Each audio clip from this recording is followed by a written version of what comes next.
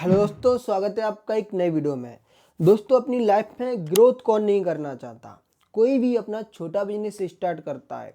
जब वो उसका बिजनेस चलने लगता है वो उसी बिजनेस को बड़ा करता है। फिर जब उसको ऐसा लगता है कि इस बिजनेस में हम और ज़्यादा विस्तार कर सकते हैं, वो और विस्तार करने की सोचता है। लेकिन जो जितना बड़ा बिजनेस करता है उसके लिए रिस्क भी उतना ही बड़ा होता है। मैं आपको आज की इस वीडियो में अपना ही एक एग्जाम्पल लेके समझाने वाला हूँ और अपने एक दोस्त की भी स्टोरी मैं आपको बताऊंगा इस वीडियो में। और आने वाले टाइम में मैं अपने उस दोस्त का एक इंटरव्यू भी इस चैनल पर अपलोड करूंगा। लेकिन अभी थोड़ी सर्दी ज़्यादा पड़ रही है क्योंकि वो वीडियो हम आउटडोर में रिकॉर्ड करेंगे। ठीक है, तो आने वाले टाइम में आपको देखने के लिए मिलेगा। तो आज की इस वीडियो में आपको बताने वाला हूँ कि आपको मैन्युफैक्चरर बनना चाहिए या फिर आपको सेल्समैन बनना चाहिए। क्योंकि एक टाइम पर जब हमारा जो सेल्समैन का काम है वो अच्छा चल रहा था, हमें ऐसा लग रहा था कि हमारे पास खुद के ही काफ़ी ज़्यादा ग्राहक हैं।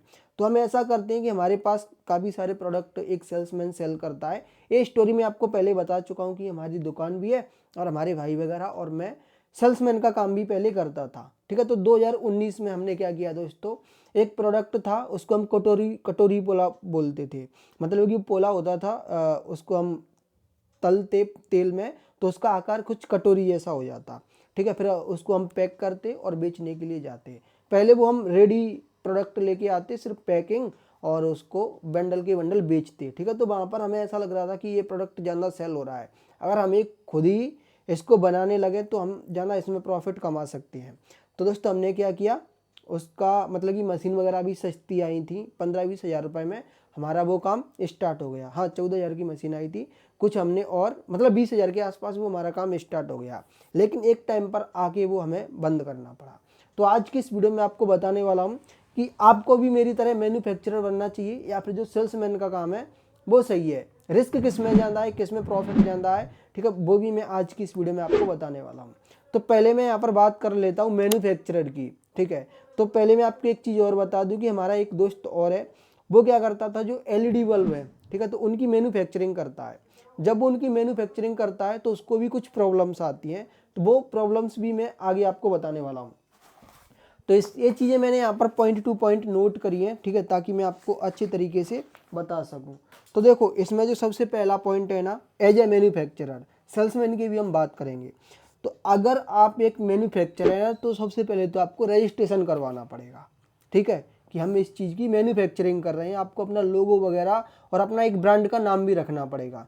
ठीक है, तो इनके लिए दोस्तों रजिस्ट्रेशन वगैरह चाहिए, तो उसमें पैसा खर्च होगा।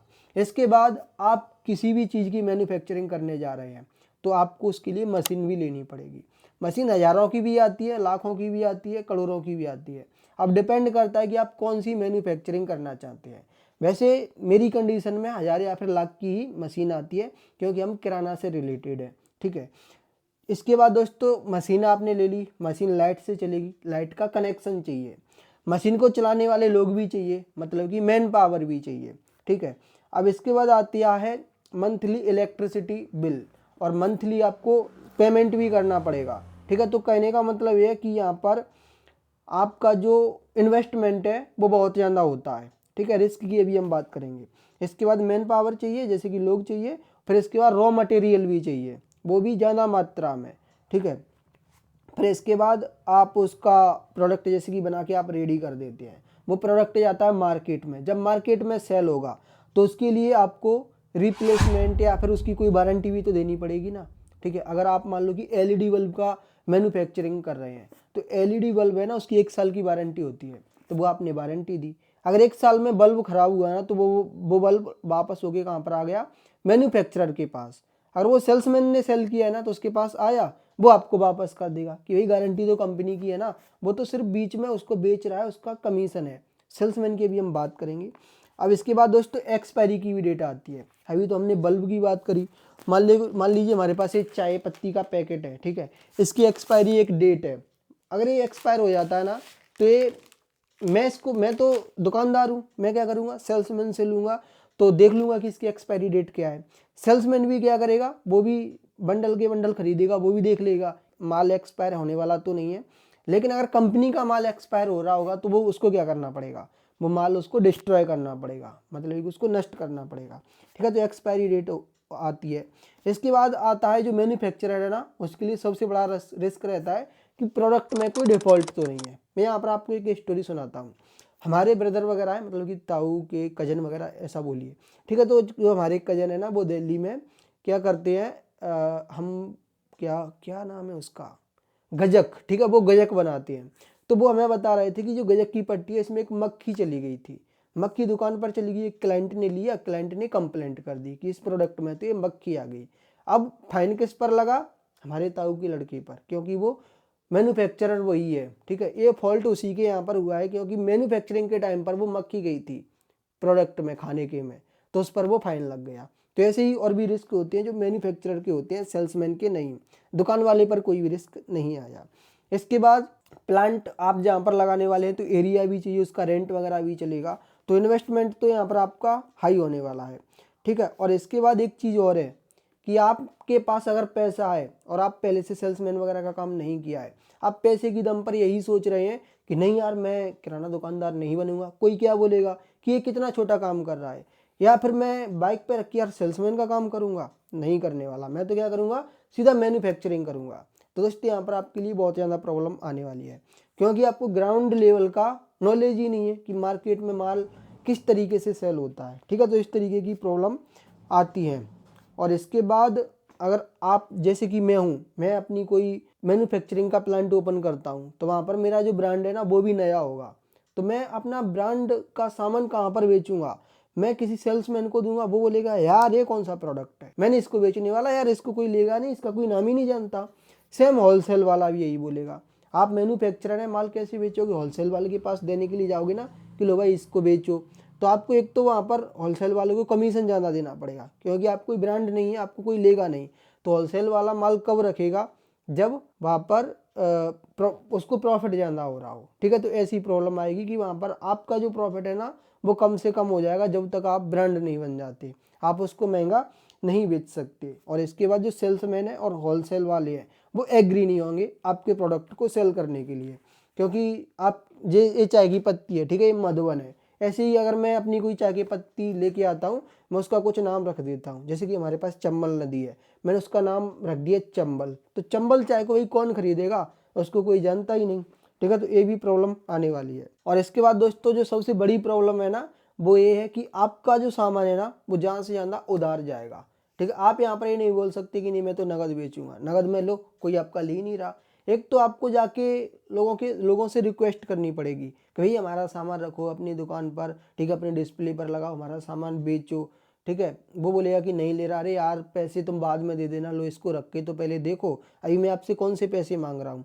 तो ऐसे करके आपको मनाना पड़ेगा। तो यहाँ पर एक तो आपका हाई इन्वेस्टमेंट हुआ और सेल करने पर आपको पैसा मिल नहीं रहा, ठीक है। काफ़ी ज़्यादा पैसा यहाँ पर आपका खराब भी हो सकता है, मतलब कि जहाँ पर आपने उधार माल डाला, ठीक है, वो आपका पैसा देंगे नहीं, या फिर मतलब कि आपके साथ कुछ भी यहाँ पर पैसे को लेके हो सकता है जब आप माल उधार दे रहे हैं।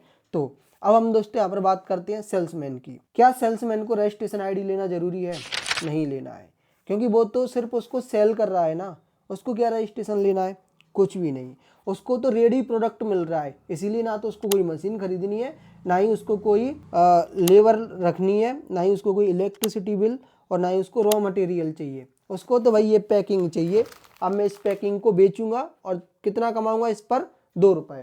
ये रायश्री की पैकेट है, ठीक है, इस पर मैं कितना कमाऊंगा, 4 रुपये इसको बेचने पर, ठीक है। और इसको बेचने पर कितना कमाऊंगा, ये 10 वाली है 2 रुपये, और एक 40 वाली है उसको बेचने पर शायद 6-7 रुपये मिलते हैं, ठीक है। तो यहाँ पर क्या है, सीधा प्रोडक्ट आ रहा है, एक्सपायरी हो गया, गए दुकान पर छोड़ के आ गए, अरे यार मैं 10 दिन पहले लेके गया था, ये तो एक्सपायर हो गया, मैं पहले देख के ही खरीद रहा हूँ। तो यहाँ पर एक्सपायर का कुछ होता ही नहीं है। इसके बाद अगर आप सेल्समैन हैं, तो जैसे कि मैंने आपको बताया कि जो मैन्युफैक्चरर है वो क्या करता है, आपको माल उधार देता है। तो सेल्समैन है भाई, मैं तो सेल्समैन हूँ, अगर मुझसे बिचवाना है ना माल, उधार दे दो तो मैं बेचूंगा, या फिर मैं आपको हाफ पेमेंट कर रहा हूँ।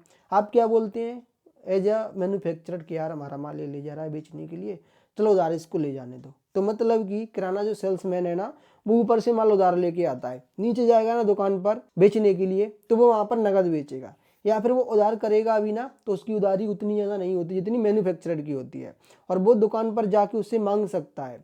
और कोई सेल्समैन है ना तो वो उसका घर नहीं देखा होता है, ठीक है, काफ़ी सारी चीज़ें होती हैं। तो मैन्युफैक्चरर कहाँ कहाँ पर जाएगा पैसे मांगने के लिए। ठीक है। तो ये भी दोस्तों यहाँ पर प्रॉब्लम आती है। इसके बाद यहाँ पर कोई दोस्तों रिस्क नहीं है, माल एक्सपायर हुआ, ठीक है, उसमें मक्खी गई या फिर उसमें कोई भी कीटाणु गया, ठीक है, तो कुछ भी यहाँ पर नहीं है, ना ही रिफंड पॉलिसी। जैसे कि बल्ब की कंडीशन में भी मैं बात कर रहा था ना कि जो हमारा दोस्त है वो बल्ब को तैयार करता था घर पर, रॉ मटेरियल लेके आता था दिल्ली से, घर पर बल्ब को बनाता, फिर उसको मार्केट में बेचता अपना एक नाम देकर। उसकी कंपनी का नाम क्या था, मैगिको, ठीक है। तो उसको वो बेचता। अब उसके जो बल्ब हैं 1 साल में ख़राब होते हैं ना, वापस आ जाते हैं इसके पास। इसको फिर वो रिपेयर करके या फिर इसको तो तुरंत तो उसको नया बल्ब देना होता है, ठीक है। तो वो बल्ब मतलब कि जो ख़राब है ना वो इसके पास आ गया, तो उसकी जगह पर एक नया बल्ब गया। तो लॉस किसको हुआ, मैन्युफैक्चरर को। गारंटी किसने दी थी, मैन्युफैक्चरर को। वहीं पर सेल्समैन है, भैया हमारा भैया सेल्समैन है, वो उनके बल्ब बेचने के लिए जाता है। हमारे भैया का कोई रिस्क ही नहीं है, एक बल्ब पर 6 से 7 रुपए या फिर 10 रुपए मिलते हैं बिना रिस्क के। और जो बल्ब की मैन्युफैक्चरिंग करता है ना उसको भी इतना ही मिलता है, 10-11 रुपए। लेकिन उसके पास एक रिस्क है कि ये बल्ब लौट के भी आ सकता है उसके पास, ठीक है। तो दोस्तों ये है। और अब दोस्तों यहाँ पर मैं आपको एक चीज़ और बताना चाहूँगा कि अभी के टाइम पर जो सेल्समैन का काम है ना वो बहुत ज़्यादा रिस्क फ्री है, वहीं पर जो मैन्युफैक्चरिंग का काम है उसमें रिस्क है। तो अभी जो काफ़ी सारी कंपनियां हैं वो भी क्या कर रही हैं, सेल्समैन का काम कर रही हैं। एग्जाम्पल मैं दे देता हूँ सैमसंग का। सैमसंग कंपनी क्या है, उसके पास मान लो कि वो क्या बनाती है, मोबाइल बनाती है। तो वो मोबाइल के इधर उधर से पार्ट खरीदती है, मोबाइल को असेंबल करती है, नाम दे देती है सैमसंग का, ठीक है। आप बोलती है कि ये मोबाइल सैमसंग का है, जबकि उसमें काफ़ी सारी कंपनियां मिक्स हैं, ठीक है। वो कहीं कोई पुर्जा उसका कहीं से आ रहा है, कोई कहीं से आ रहा है, ऐसा और भी कंपनियों में है। लेकिन सैमसंग खुद मैन्युफैक्चरर नहीं है, मैन्युफैक्चरिंग उसकी और जगह होती है। आप चाहें तो इस चीज़ को अगर डीप में जानना चाहते हैं, ठीक है, तो इंटरनेट पर देख सकती हैं कि सैमसंग एज ए सेल्समैन काम करता है, ना कि मैन्युफैक्चरिंग। हालांकि अभी इसके कुछ प्लांट वगैरह ओपन हो गए हैं, ऐसा मैंने इसके 1-2 वीडियो देखे थे, लेकिन मैं इसको जानता हूँ कि यह कंपनी एज अ सेल्समैन है। इसी तरीके से भी काफ़ी सारे यूट्यूबर हैं, वो क्या करते हैं, किसी भी चीज़ का प्रमोशन कर देते हैं। उन्होंने बोला कि ये चीज़ ऐसी है, ठीक है, आप इस चीज़ को डाउनलोड कर लीजिए अपने मोबाइल में, किसी एप्लीकेशन का उन्होंने प्रमोशन किया। तो जो एप्लीकेशन जिसने बनाया उसने काफ़ी ज़्यादा इन्वेस्टमेंट किया, ठीक है, और उसने एम्प्लॉय वगैरह रखाए। लेकिन एक यूट्यूबर है, उसने सिर्फ इतना बोल दिया कि लिंक दिया है वीडियो के डिस्क्रिप्शन में, और यहाँ पर उसका प्रॉफिट हो गया। लेकिन कंपनी वाले को प्रॉफिट कमाने के लिए काफ़ी ज़्यादा ताम झाम करने रहते हैं। तो जो इन्फ्लुएंसर है ना, मतलब कि जो लिंक दे रहा है डिस्क्रिप्शन में, लोगों को बता रहा है, जैसे कि सलमान खान है, ठीक है, ये बनियान चड्डी वगैरह ऐसी चीज़ों का प्रमोशन करते रहते हैं, ठीक है। शाहरुख खान और अजय देवगन और अक्षय कुमार, ठीक है, ये विमल का प्रमोशन करते हैं। ये क्या मैन्युफैक्चरिंग थोड़ी कर रहे हैं, इन्होंने तो सिर्फ प्रमोशन किया, करोड़ों रुपए लाखों रुपए लिया, वो इनका प्रॉफिट था। तो ये यहाँ पर हम इनको सेल्समैन बोल सकते हैं, ठीक है। जो इन्फ्लुएंसर है, जो ब्रांड का प्रमोशन कर रहे हैं, वो भी एक तरीके के सेल्समैन है। तो दोस्तों उम्मीद करता हूँ कि आपको समझ आया होगा कि जो मैन्युफैक्चरिंग का काम है उसमें काफ़ी ज़्यादा रिस्क है, और जो सेल्समैन का काम है वो रिस्क फ्री बिजनेस है और कम इन्वेस्टमेंट पर हो जाता है, जबकि मैन्युफैक्चरिंग के लिए काफ़ी ज़्यादा इन्वेस्टमेंट करना पड़ता है। और इस टॉपिक पर डीप जानकारी के लिए मैं अपने दोस्त के साथ एक इंटरव्यू वीडियो बनाऊंगा, तो वो मैं अपने चैनल पर अपलोड करूंगा। तो वहाँ पर आपको और गहराई सी चीज़ें पता चलेंगी, ठीक है। मैं उनसे सवाल पूछूंगा, वो रिप्लाई करेंगे। तो उन्होंने अभी जो मतलब कि काम था, ठीक है, मैन्युफैक्चरिंग का, जो बल्ब बनाते थे, तो उन्होंने वो काम कर दिया है, जबकि अब वो सेलिंग पर ज़्यादा ध्यान देने लगे हैं। अभी उन्होंने मार्केट से कुछ प्रोडक्ट लिए हैं, वो उनको सेल करते हैं, ठीक है। तो ये हमें मतलब कि पता चला कि मैन्युफैक्चरिंग का काम रिस्की है और ज़्यादा इन्वेस्टमेंट होता है, वहीं पर ये सेल्समैन का काम है कम रिस्की, प्रॉफिट ज़्यादा, ठीक है। तो इस तरीके से है। तो उम्मीद करता हूँ कि आप इस वीडियो से बहुत कुछ सीखे होंगे। अगर ये वीडियो आपके लिए हेल्पफुल रहा है या फिर इस वीडियो से आपको नॉलेज मिला है, तो इस वीडियो को लाइक कर सकते हैं, चैनल को भी सब्सक्राइब कर सकते हैं। ये वीडियो देखने के लिए आपका बहुत बहुत धन्यवाद।